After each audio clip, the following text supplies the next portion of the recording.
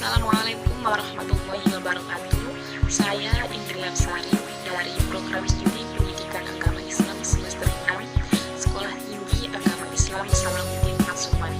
Di sini saya akan sedikit menjelaskan materi tentang pengelolaan kelas untuk memenuhi tugas ujian tengah semester mata kuliah pengelolaan kelas yang dibimbing oleh Ibu dosen Fitri Kurniawati. Yang pertama, saya akan sedikit menjelaskan materi tentang pengelolaan kelas dari beberapa kelompok yang ada. Yang pertama yaitu konsep dasar pengelolaan kelas. Pengertian dari pengelolaan kelas yaitu pengelolaan kelas terdiri dari dua kata. Yang pertama, pengelolaan. Pengelolaan merupakan proses yang memberikan pengawasan pada sebuah hal yang terlibat dalam pelaksanaan kebijakan dan pencapaian tujuan. Sedangkan kelas menurut Hamalik yaitu suatu kelompok orang yang melakukan kegiatan belajar bersama yang mendapat pengajaran dari seorang guru. Jadi pengelolaan kelas itu merupakan usaha sadar untuk mengatur kegiatan proses belajar mengajar secara sistematis. Usaha sadar itu mengarah pada persiapan bahan belajar, penyiapan sarana dan alat peraga, pengaturan ruang belajar, dan pengaturan waktu sehingga proses dan dalam mengajar berjalan dengan baik dan tujuan kurikuler dapat tercapai dengan baik. Selanjutnya yaitu fungsi pengelolaan kelas. Fungsi pengelolaan kelas yaitu menjadikan suatu kelas kondusif, belajar mengajar terasa menyenangkan, menciptakan kelas yang efektif dan efisien, mempermudah guru dalam mentransfer ilmu pengetahuan, memberikan dan melengkapi fasilitas kelas untuk segala macam tugas, dan yang terakhir yaitu memelihara tugas agar dapat berjalan dengan lancar. Dari fungsi pengelolaan kelas telah disebutkan tadi, maka dapat menarik kesimpulan bahwasanya fungsi pengelolaan kelas itu tidak lepas dari menciptakan kondisi kelas untuk tercapainya tujuan pendidikan dan pengajaran, atau dengan kata lain untuk mengoptimalkan komponen-komponen dalam kelas berupa ketata laksanaan, aturan-aturan yang menentukan terjadinya proses belajar mengajar. Tujuan pengelolaan kelas yaitu agar semua siswa dapat terpenuhi fasilitas kegiatan belajarnya supaya siswa dapat belajar dengan efektif dan efisien. Selanjutnya yaitu problematika pengelolaan kelas. Problematika ini menguji seorang guru dalam menyelesaikan masalah dalam tugas pengelolaan kelas. Di sini perkembangan profesi sangat diperlukan karena keterkaitan tugas utama seorang guru. Guru akan sering mengalami permasalahan-permasalahan yang dihadapi di dalam kelas. Permasalahan ini dapat dibedakan menjadi dua jenis, yaitu permasalahan yang menyangkut pengajaran dan dalam pengelolaan kelas. Guru juga harus mampu dalam menyelesaikan permasalahan yang terjadi dan menemukan pemecahan masalah secara tepat. Pengelolaan kelas lebih berkaitan dengan upaya-upaya untuk menciptakan dan mempertahankan kondisi yang optimal bagi terjadinya proses belajar mengajar. Jenis-jenis problematika pengelolaan kelas yang pertama yaitu masalah perorangan.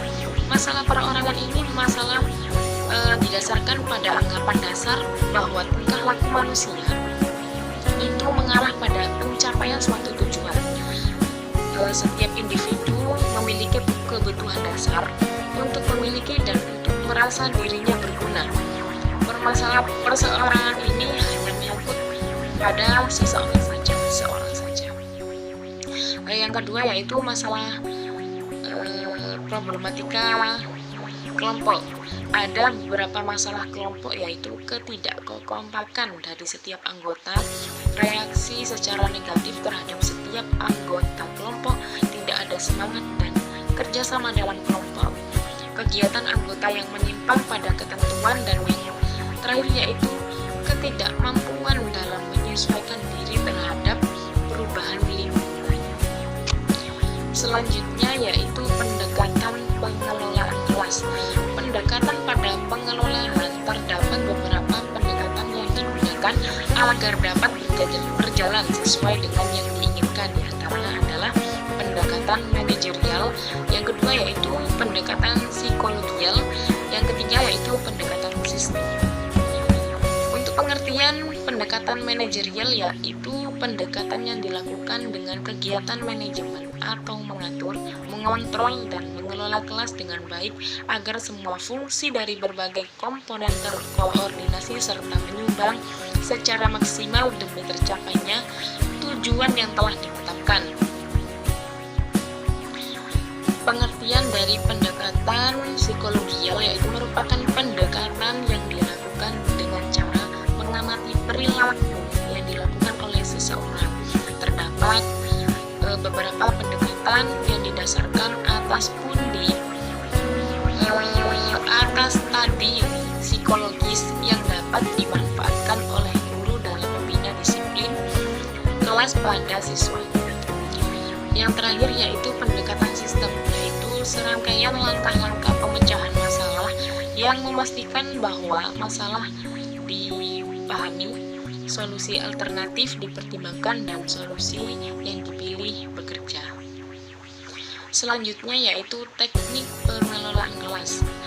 Hal-hal yang berpengaruh terhadap pengelolaan kelas itu ada beberapa faktor yang harus diperhatikan dalam pengelolaan kelas agar pengelolaan kelas dapat dilaksanakan secara maksimal dalam membantu proses pembelajaran.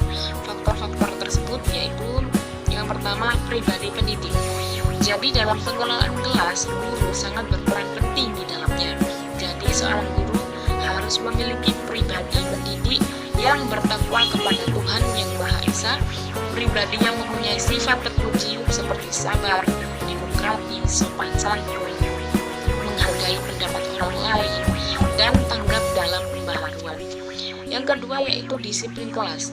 Disiplin kelas merupakan keadaan tertib di mana guru dan siswa yang bergabung dalam suatu kelas tunduk pada peraturan yang telah ditetapkan dengan senang hati. Selanjutnya yaitu teknik pembinaan kelas. Teknik-teknik pembinaan disiplin tersebut diantaranya yaitu teknik inner control, di mana pengendalian perilaku berasal dari siswa sendiri. Yang kedua yaitu teknik external control, di mana pengendalian berasal dari luar diri siswa. Yang ketiga yaitu teknik cooperative control, di mana kerjasama antar guru dan siswa itu harus jadi satu, di mana kerjasama guru antar siswa itu harus mencapai dengan tujuan yang telah ditetapkan. Ada beberapa pelanggaran disiplin di dalam kelas, diantaranya yaitu yang pertama, tipe kepemimpinan guru yang otoriter. Yang kedua, pengurangan hak sebagian siswa, adanya kelompok minoritas yang kurang diperhatikan oleh guru. Jadi guru itu tidak memperhatikan semua siswa, melainkan hanya beberapa siswa saja. Selanjutnya, siswa kurang dilibatkan dalam tanggung jawab sekolah, kurang kerjasama dengan orang tua siswa, kebosanan di dalam kelas, itu yang sering terjadi di dalam kelas siswa itu sendiri. Kemudian materi punishment. Pengertian dari punishment yaitu hukuman, suatu tindakan guru memberi pelajaran kepada peserta didik karena melakukan kesalahan dan agar peserta didik tidak mengulanginya lagi. Hukuman yang diberikan kepada anak didik adalah hukuman yang edukatif, yang berarti pemberian hukuman pada diri anak didik akibat dari kesalahan dari perbuatannya atau tingkah laku yang tidak sesuai dengan tata nilai yang diberlakukan dalam lingkungan hidupnya, agar peserta didik lebih baik dan tidak mengulang perbuatannya lagi, serta hati-hati dalam melakukan tindakan. Hukuman itu bermakna merupakan hukuman yang ada hukuman yang namanya bermakna. Hukuman bermakna ini hukuman yang melekat pada hati siswa dengan kesan yang positif dan mengarahkan siswa menuju kebaikan serta tidak melakukan perbuatan yang tidak sesuai dengan norma lagi. Contoh dari hukuman bermakna itu yaitu hukuman berupa berdiri di depan kelas, pencabutan hak istimewa kelas, atau dengan penyeterapan time out atau juga berupa skorsing.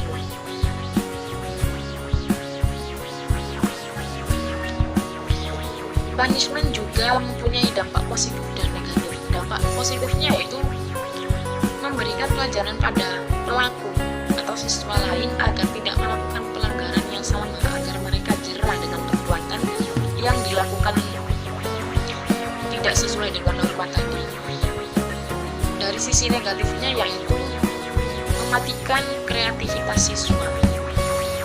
Selanjutnya yaitu materi tentang guru, peran guru pada pengelolaan kelas sangat penting, khususnya dalam menciptakan suasana pembelajaran yang sangat menarik.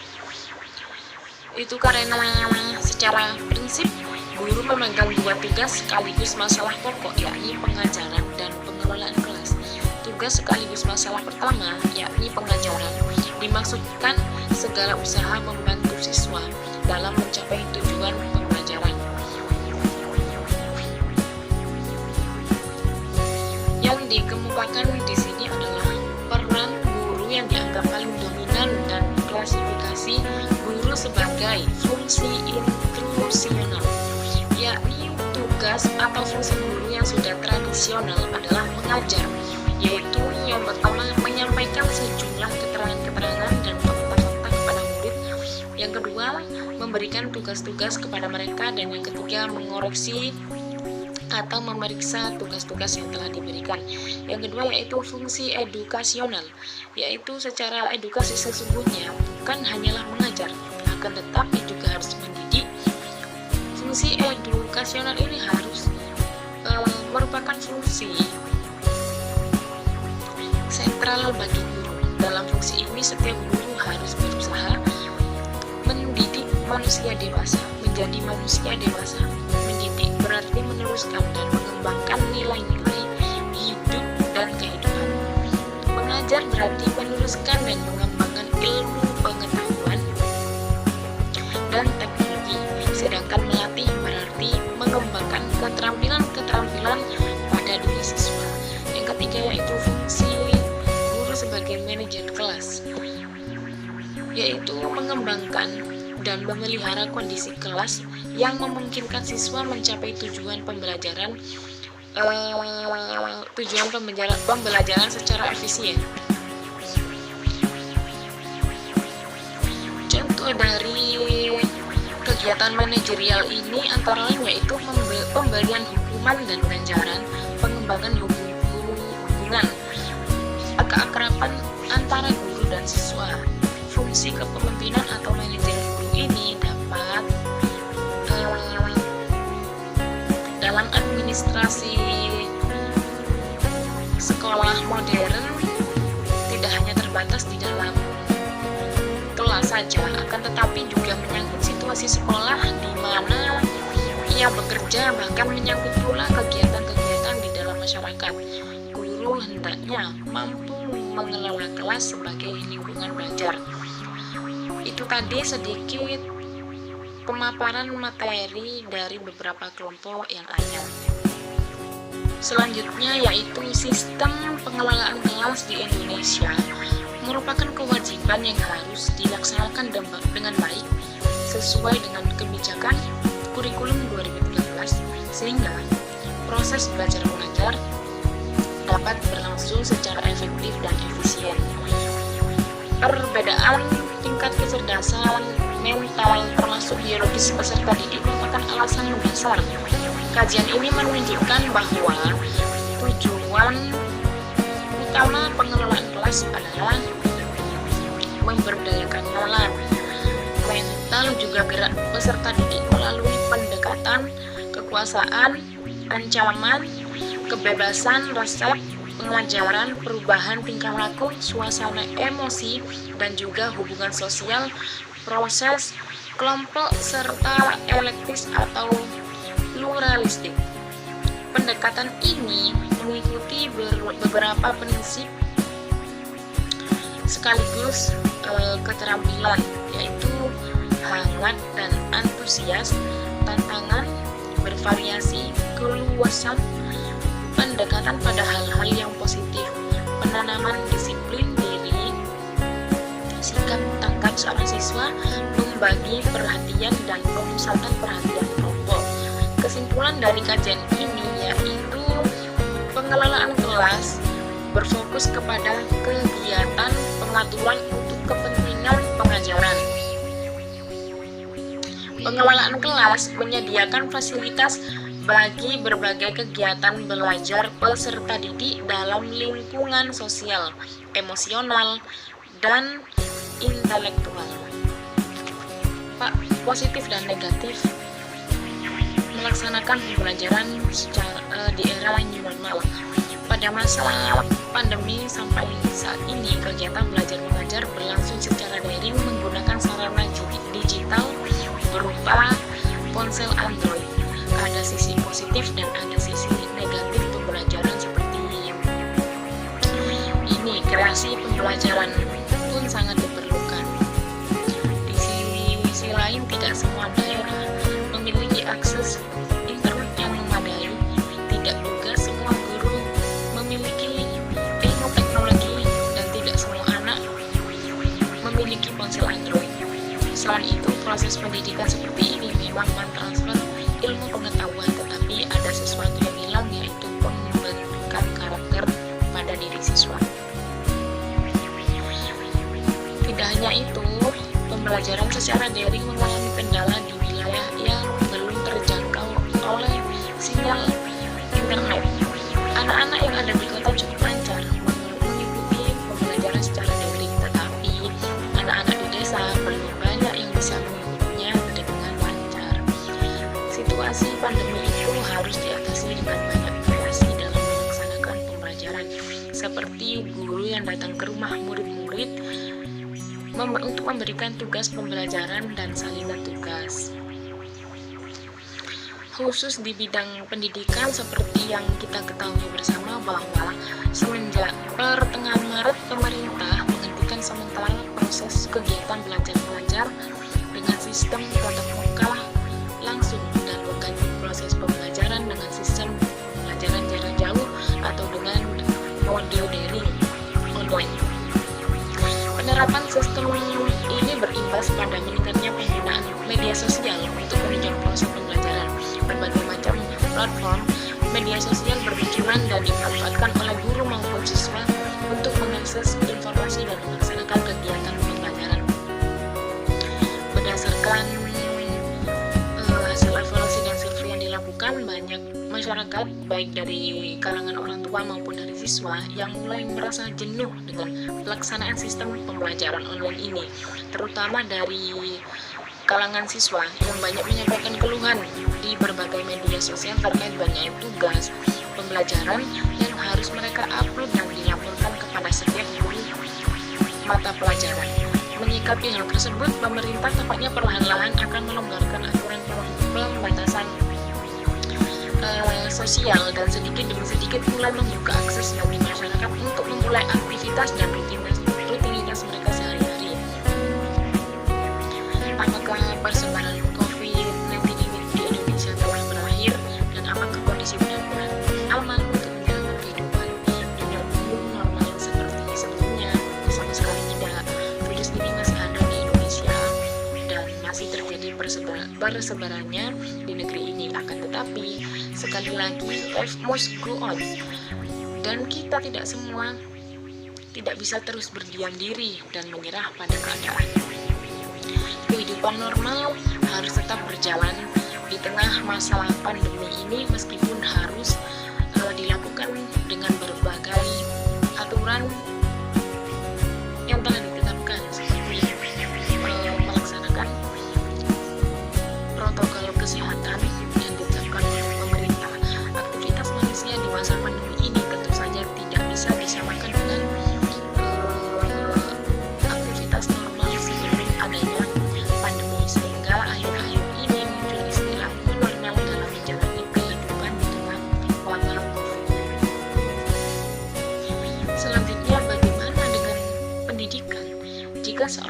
sekolah sudah mulai buka dan digunakan untuk melaksanakan aktivitas pembelajaran, mengingat sekolah merupakan tempat kerumunan atau berkumpulnya ratusan siswa dan guru.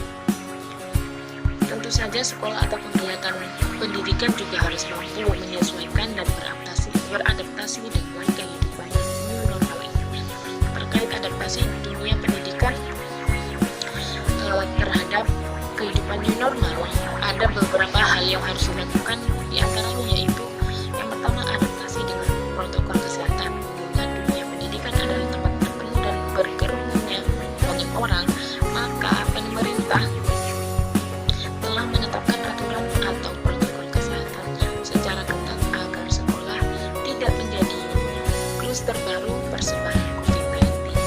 Beberapa standar aturan telah ditetapkan mulai yang mencakup seluruh aspek kegiatan pembelajaran, seperti protokol bagi siswa yang hendak berangkat ke sekolah yang meliputi memastikan kondisi kesehatan, membawa bekal sendiri, pakaian juga harus bersih, juga diwajibkan memakai masker dan tidak mampir terlebih dahulu ke tempat yang lain, screening suhu tubuh ketika sampai di sekolah, beribadah secara bergantian dengan perlengkapan ibadah yang dibawa sendiri, serta pengantar harus berhenti di tempat yang telah ditentukan. Kemudian protokol kesehatan bagi guru, guru juga harus selalu menggunakan masker, juga harus menjaga jarak, mencuci tangan dengan sabun yang telah disiapkan di sekolah, di berbagai tempat di sekolah-sekolah Indonesia. Juga melapor kepada kepala sekolah jika ada yang merasa sakit, mengurang aktivitas di luar kegiatan pembelajaran, membawa bekal sendiri, beribadah secara bergantian dengan membawa perlengkapan ibadah sendiri. Juga selama mengajar tetap menjaga jarak dengan siswanya dan tidak memberikan tugas yang atau bahan kertasnya berasal dari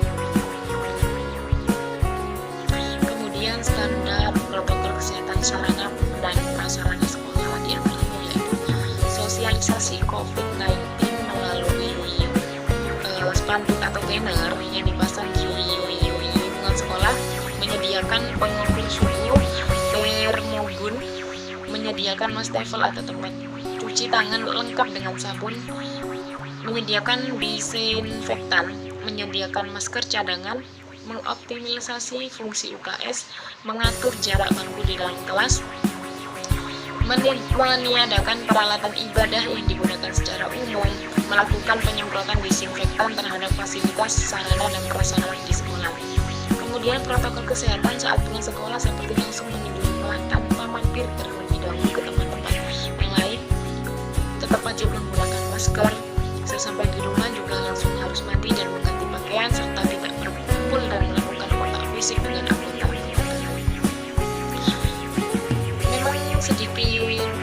Memang terdengar sedikit merepotkan sekali, akan tetapi kita juga harus mulai menyesuaikan diri dengan perilaku dan pola hidup yang baru di era new normal ini.